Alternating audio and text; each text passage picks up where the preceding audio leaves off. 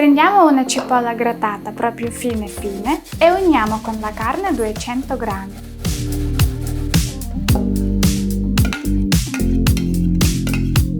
Poi aggiungiamo sale, pepe, mescoliamo e lasciamo riposare.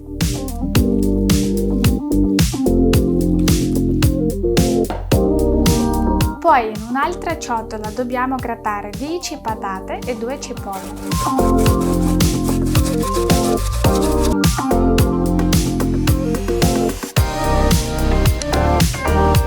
Facciamo scolare il liquido.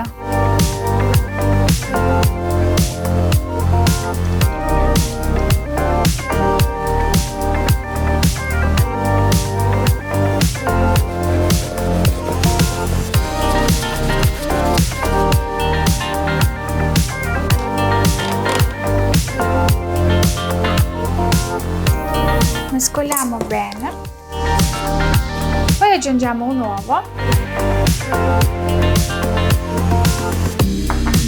e 3 cucchiai di farina, sale e pepe.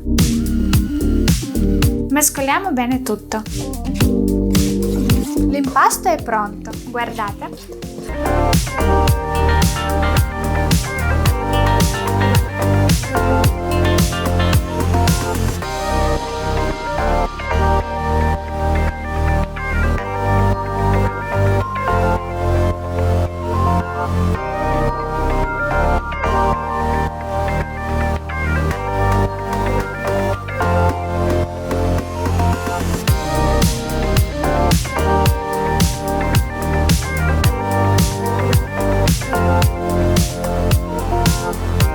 Ecco, il nostro piatto è pronto!